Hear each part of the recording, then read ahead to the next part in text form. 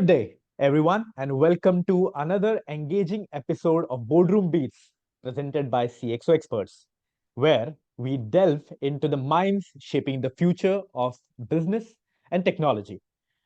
Today, we are honored to host a visionary leader whose career spans across the most dynamic sectors of our economy, whether it's from banking and financial services to consumer durables, and now at the forefront of modular electric solutions. I am Prasad Patkar, editor of CXO Experts, and today I'll be here to introduce Mr. Khushru M. Mistry. Welcome to Boardroom Beats, Mr. Khushru, sir. Thank you very much for the invite. Okay. Before we begin with the Q&A or the conversation that we are having here, I would like to give a small introduction about Khushru, sir. Mr. Khushru Mistry is the Chief Technology Officer at GM Modular with a remarkable journey through the IT and digital landscape. With over more than 30 years of experience, Mr. Khushru has been instrumental in steering digital transformation initiatives, leveraging technology to drive business growth, and enhancing customer experiences across various industries. His work spans from leading IT infrastructure and cybersecurity to pioneering data and voice network management and software service delivery. Today, Mr. Mistry brings his vast expertise and visionary leadership to our conversation. Khushru sir, pleasure to have you with us. Let's kick things off by going back to the beginning. Khushru sir, I'm curious about what initially drew you into this entire IT and digital transformation space. What was that spark for you, and how has it guided you to where you stand today as one of the stalwarts or one of the chief technology officers? Well, I would say my journey in the world of IT and digital transformation, I would say, has been a very exciting one and also a transformative one. Uh, to a large extent, in all my 35 years, there's never been a dull moment, so as to speak, and I'm hoping that it should not be for the remainder of my career. But I've always had a fascination for technology and the potential it brings of the future to the current. And from a young age, I would say, I was drawn to the rapid advancements in this field and bring in the forefronts of innovation. So the formal education was a must, which laid down the solid foundation. But I would say it was my curiosity and eagerness to explore emerging technologies that truly propelled me to move forward in this. And as I entered the professional realms of international companies like McDonnell Douglas, BT, and HSBC, all in Hong Kong at that time, I had used to actually sort out opportunities to work on cutting edge. And I would say, lucky enough that the companies, these international companies provided me I would say, the opportunities to work on these cutting edge technologies. And my passion for pushing the boundaries of what technology could achieve with this hands-on experience on a global basis allowed me to witness firsthand the transformative power of digital solutions in streamlining processes, procedures, efficiencies, and fostering the levels of connectivity with people and with machines at a very early age. I think over the years and maturing into from a technology perspective to a strategic leader, it became increasingly involved. I was increasingly involved in guiding organizations through this intricate process of digital transformation, recognizing the importance of aligning technology to people and processes. As of Chief Technology Officer of today, I have been driven by the passion and the vision to leverage technology as a catalyst, and I'm continually committed to staying ahead of the technology curve, anticipating industry trends, and steering the organization towards innovative solutions that brings in digital inclusion in an organization that not only meets the position of today, but also for the future. So I would say my journey has been remarkably addressed And I would also say I would be lucky enough to be involved with technology and with the businesses. But of course, the pursuit of knowledge and unwavering belief that a transformative potential and the power of information can bring challenges, and it also ensures that we challenge status quo. So I'm always excited about these challenges which lay ahead, and I'm very much dedicated to leading my team to ensure that the future technology is brought in at times which are pursuant with the times and age of a company's business growth and fostering that growth. Excellent. Excellent. Khushru sir, I mean, the answer was not just knowledgeable, but also very eloquent in terms of you also spoke about the aspects of leadership. Uh, you've got a pretty unique perspective having yourself navigated digital transformation across different sectors. Like you mentioned about HSBC to Eureka Forbes to GM Modular. Uh, how have you seen the approach change from one industry to another? And is there any key insight you have picked up uh, doing the entire thing along the way? Um, Digital transformation, I would say, is significantly varies across sectors because it's the differences in the industry dynamics, the regulatory environment, I would say customer expectations, and the existing technology infrastructure. So let's put this into perspective. The pace of transformation is always differentiated between, let's say, an IT and telecoms industry. These sectors often lead in adopting the latest technologies rapidly due to their inherent dependence. Now, compare this against a traditional industry like manufacturing or agriculture. The adoption might be slower as legacy systems because their legacy systems with established processes are deeply ingrained. Changing focus to regulatory challenges, right? Highly regulated sectors like finance and healthcare. Compliance and regulatory considerations play a very significant role. So companies need to allocate a substantial amount of resources to ensure digital initiatives meet regulatory standards. Compare this against, I would say, slightly less regulatory sectors like retail and hospitality. Organizations would have more flexibility in experimenting out there. However, whichever way you look at in whichever industry, customer-centric focus is a must.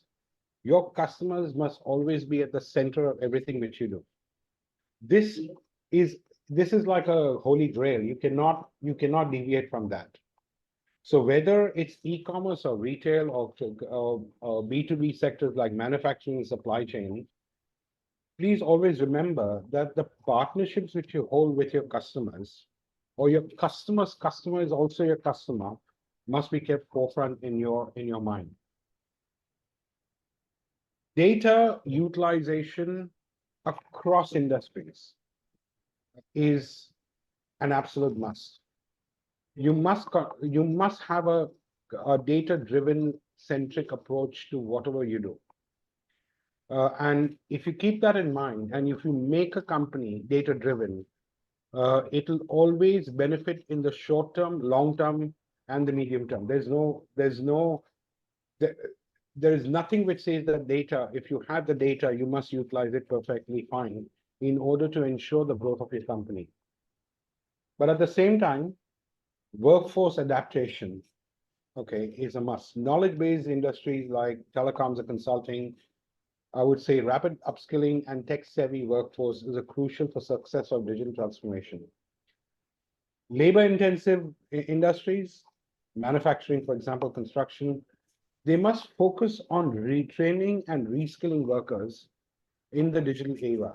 If you don't do that, your growth will become stagnant.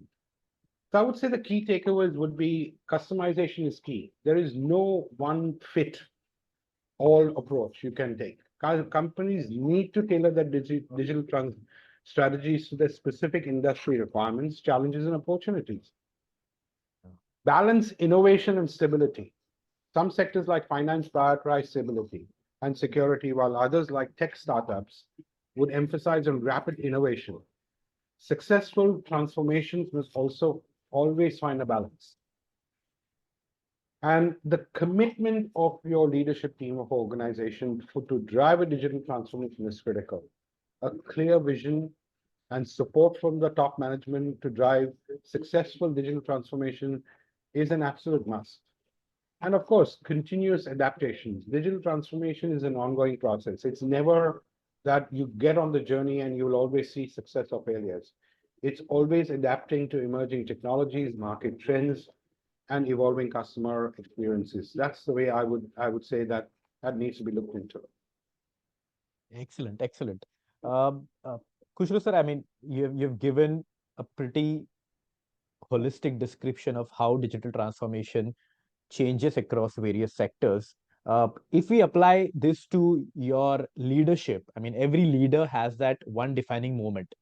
uh, your career has spanned for such a long tenure, and since you've covered multiple domains, was there a specific time or decision where you felt your IT and digital strategy really made a direct impact on business growth or a major transformation? I'm pretty sure that there would have been multiple instances, but would you want to pick up an instance before and after which kind of had a really big impact on the transformation of your organization? Um, I would say I would actually take two examples into perspective. One was in 2008, I believe, when the financial crisis happened, which triggered the first nudge in, I would say, the BFSI sector on the need for evolutionary change. Now, if you remember the 2008 financial crisis on the banking and financial sector, one of the things which turned out was how do you do financial crime control, compliance, and fraud detection? This is where technology actually played a big part. And I would say one of the impacts which we had, I was at that time with HSBC, and there were two options provided. That means, A, you build brick and mortar and you fill your back offices with thousands of people to do, this financial crime compliance and fraud detection, because as the transaction is flowing over the wire, you had to detect whether that was actually a transaction or fraudulent one. Or you choose technology. Um, I do remember at that time, I chose technology after a lot of to and fro with the compliance teams, utilizing at that time in, I would say, 2012, 13, and 14, with a very less known technology called robotic process automation, where machines actually did the work of a human. Okay.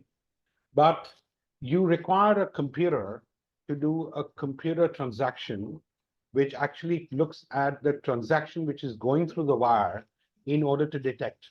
It's not possible for a human in milliseconds to detect all of this. Um, this technology proved so viable that rather than building a massive brick and mortar sites and having thousands of people to do that, using RPA, we were able to get and establish that level of cadence and compliance. And the technology proved so reliable that the business case which we wrote on that would safeguard the bank and provide a net reduction of approximately, if I'm not mistaken, about $1.2 billion per annum across 286 processes of the bank that could be justified by using robotic process automation. And that was transformative at that time. The second example I would give it would be in March of 2020, when COVID completely put the world at a stop. I was with Eureka Forbes at the time. And though COVID had nothing to do with water, purity of water, we used to get a lot of people who wanted to understand whether during a lockdown period, how would we service a water purifier in a house? Now, there was nothing which you could reach out to our customers because Eureka Forbes was a very emotional based, fun, face-to-face company for direct selling. We utilize technology to adapt to what is called a customer app. And we utilize very simple technology like, the WhatsApp video calling and utilizing Microsoft Teams and at that time. And having that face-to-face conversation with the customer and helping them to understand that their water purifier in the house is working well. And if there's a problem, we utilize things like Swiggy and everything to send equipment to the house. Okay, and got the customer in themselves to do certain changes.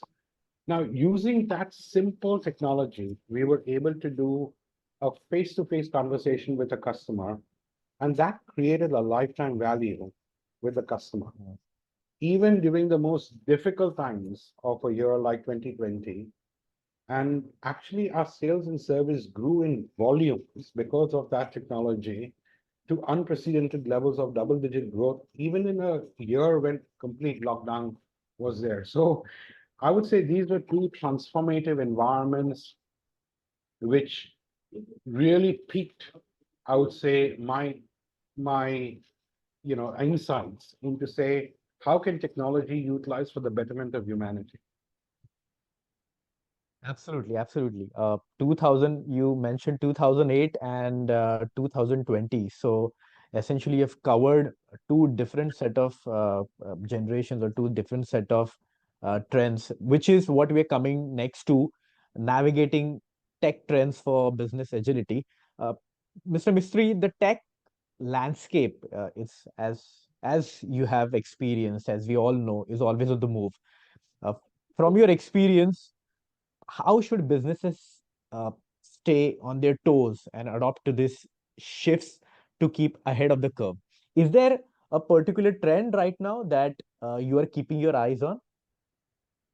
Um, Let me answer the first part of it. Okay, the business priorities must always have a view mechanism of continuous monitoring and assessment.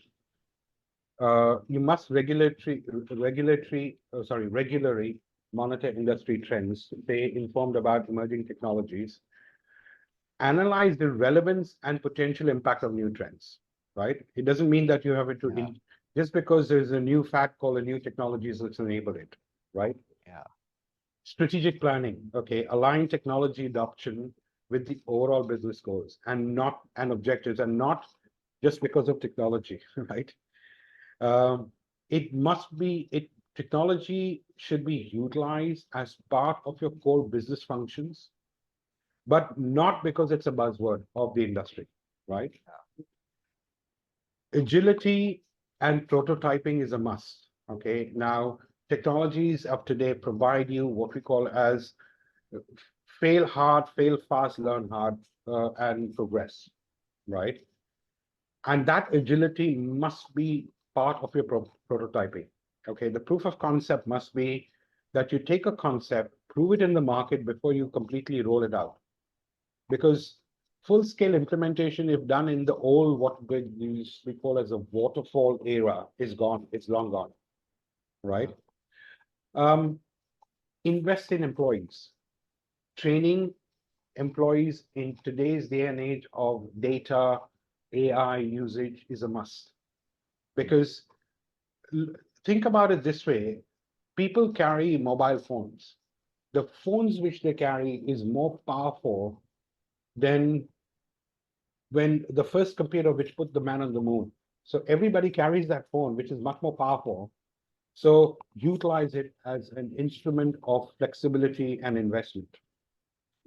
Scalability, it must be scalable, it must be flexible. But overall, I would say also stay vigilant to cybersecurity, because when you securitize your customer and their data, you create a lifetime value with the customer, because the customer knows that you're protecting them um, on of their data and utilize it much more effectively. Now, from a trend perspective, I am particularly focused on a theme called the smart world.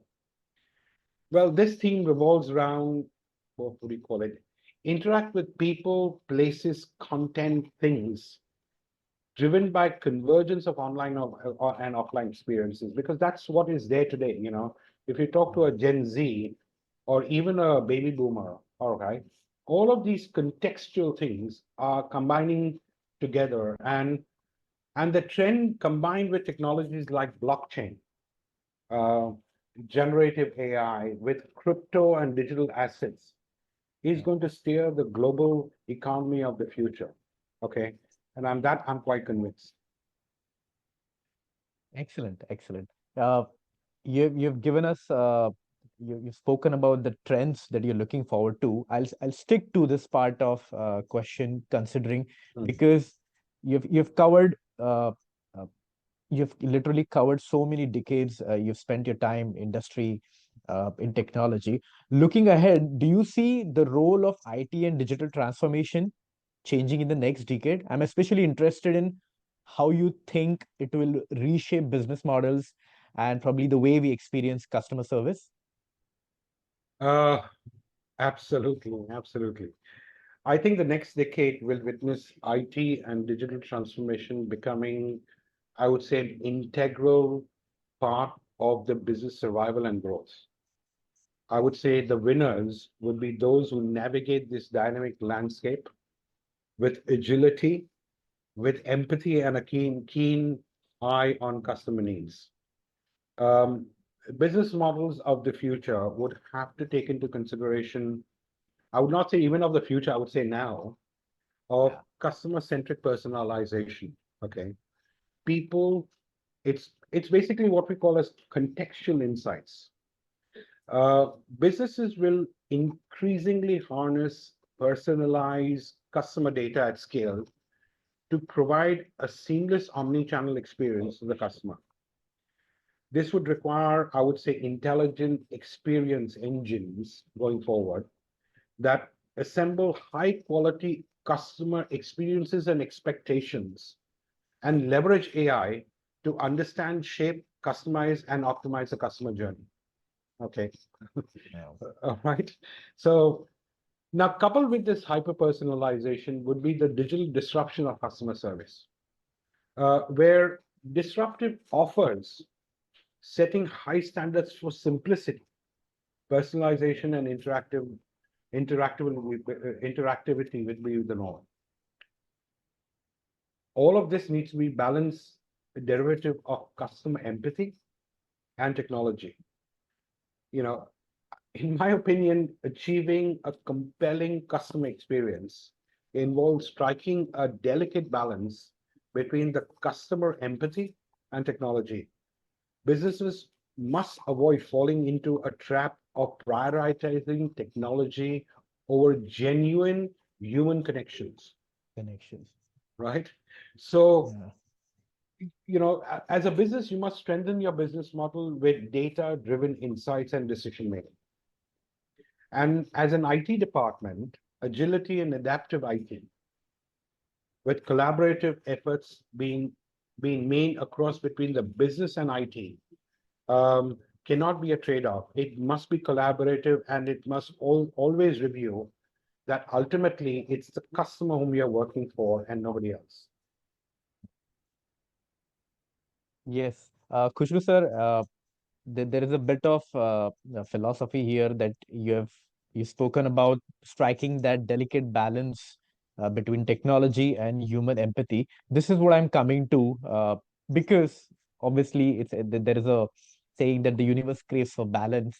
Uh, Sir, reflecting on everything that you have accomplished, um, this is an extension to what we were speaking. Is there a piece of wisdom or a critical lesson you would pass on to the next generation of IT professionals and the leaders who are eager to make their mark in the digital age?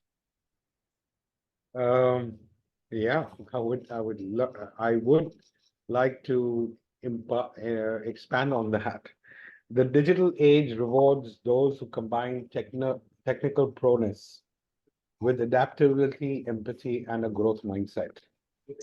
I would say the lesson in what I would like to emphasize upon is um, lifelong learning and adaptability. You must embrace that. Stay curious and continuously learn not just the new technologies, but also the trends which keep on coming up, and seek out knowledge, explore emerging trends, stay updated.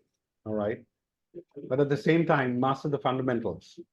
While cutting edge technologies are exciting, okay, Gen AI is very exciting, but Yeah. don't neglect the basics. Okay, understand the core concepts, understand people, and understand the algorithms and programming languages also, right? Yeah. Okay, learn from failures. Success is driven by how many times have you failed, how many times have you fallen flat on your face, and how many times have you learned to get back up and run. Embrace failure as a learning opportunity. Your resilience and adaptability are your key traits.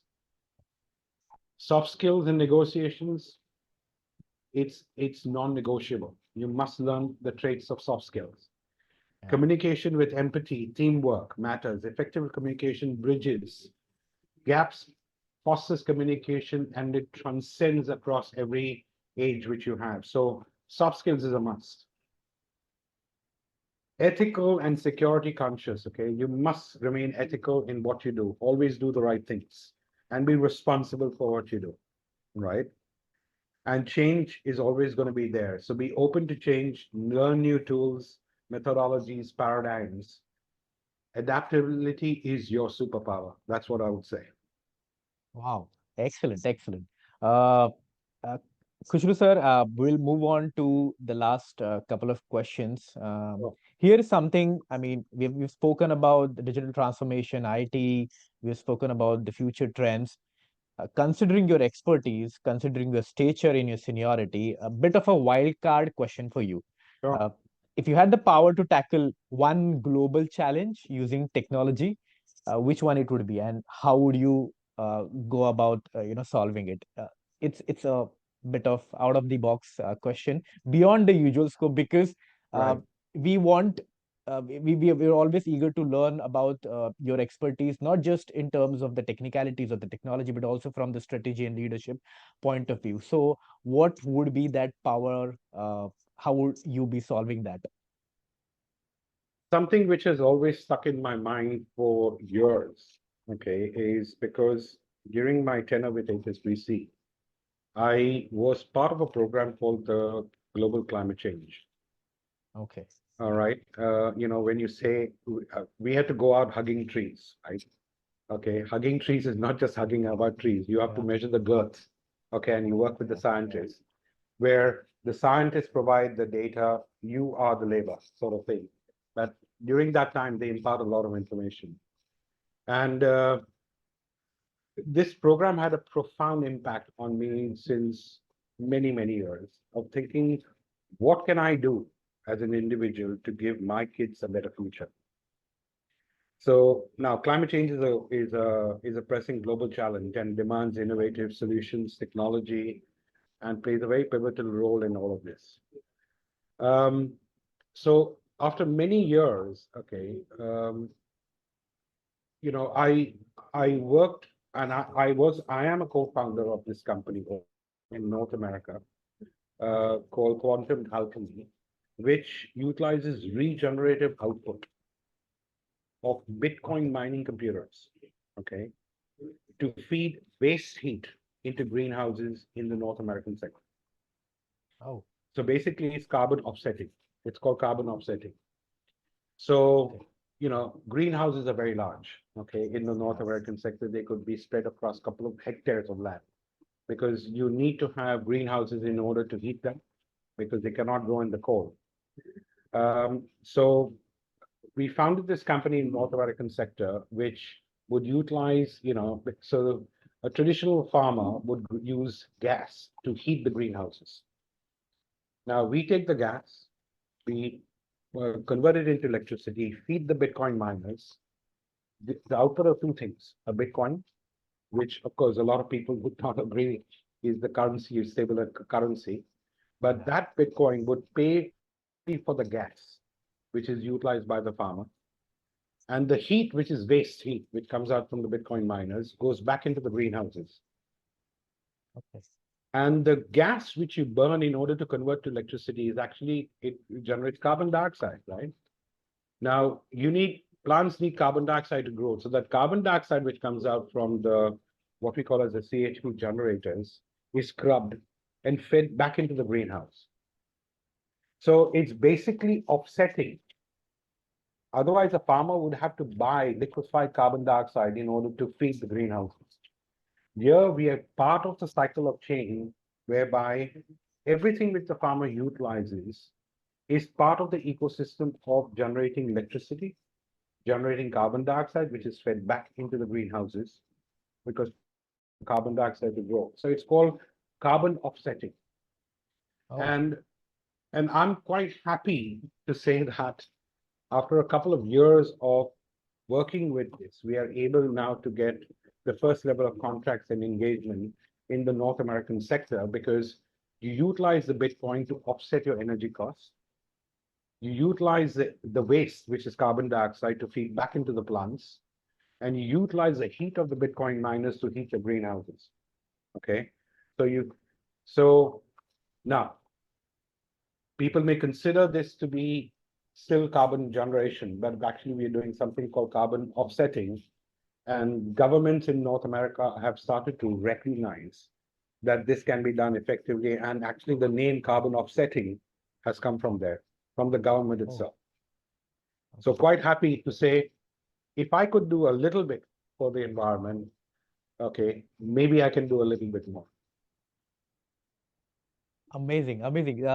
Khushru sir, this question was to probably seek an imaginative or a visualizing force, but uh, you are actually putting this into practice, which is what takes us to the next question, and which will probably help us to wrap up the session. Uh, a visionary's legacy. As we wrap up, I'm keen to hear about the legacy you are aiming to build in the digital transformation world. What do you hope to leave behind? And how do you want to inspire those who will follow in your footsteps in the tech arena? I mean, I really don't want you to stop, whether it's in this interview or whether it's in your career. So the question may come across as that, we are trying to put a full stop to your by invoking words like legacy. But just for our audiences, I mean, I want you to summarize the entire thing. Um, my legacy, if I have to say, is the people, okay, whom I work with, okay. I believe in people. I believe that nobody can be an Einstein and nobody can be a laggard. Okay, all people are equal. There could be variances in what they can do. Okay, but and also people must understand their own limitations also at the same time. So, in my opinion, growing people has always been something which I've been very passionate about. Okay, give unto others what you have been given is always been somebody who had told me this a long time back. Okay. If if people have taught you and guided you, guide others to do what they cannot do it, okay. Steer them around corners where they cannot see, where you have been and got knocked on your face hard. So I think the legacy, in my opinion, is my my overall ambition now is to teach people how to do the right things, to understand that technology is not for the blindsided. It has to be utilized for the right things. And if you do the right usage of it, and you grow in your understanding of the business and the technology together, you will become business leaders of the future. And and I think that's where I have always focused upon, and I will continue to focus on that. That the legacy I leave is not something which I've, you know, which will give me a prize or a distinction. It's the people, right? Because people ultimately make what is available today and of the future. Okay, and if you teach them well, they will do progressive work in the future. That's the way I look at it. Excellent, excellent. I mean, essentially, through this interview of Boardroom Beats, Khushru sir, you have spoken about having the ambition to teach people. I have certainly learned a lot from whatever conversation that we had. Uh, I, in essence, the interview would be about technology, but I think we have covered different facets of life, which also includes people, processes. It was great having this conversation with you today. It's been a journey through the heart of digital transformation, one that's both enlightening as well as incredibly inspiring. Your stories, the anecdotes, the examples, the insights, and the visionary paths that you have charted across various industries uh, reminds us about the transformative power of not just technology, but also about the people. Thank you so much for sharing your world with us here on Boardroom Beats. And to our listeners, wow, I mean, what a ride. We hope you found today's episode as fascinating and thought provoking as we did. It's conversations like these that keep the wheels of innovation turning, push us to think bigger and bolder about the future of technology and business. uh, don't miss our next episode. We'll dive more into behind the scenes insights from the leaders making waves in the tech world. Until then, I'm Prasad Patkar, editor of CXO Experts, encouraging you, in Khushru sir's words, to keep exploring, keep questioning, and most importantly, keep leading with curiosity. Catch you on the next beat. Thank you, Mr. Mistry. It's been a pleasure to host you. Thank you very much for the time. Thank you. Thank you. Bye-bye. Bye.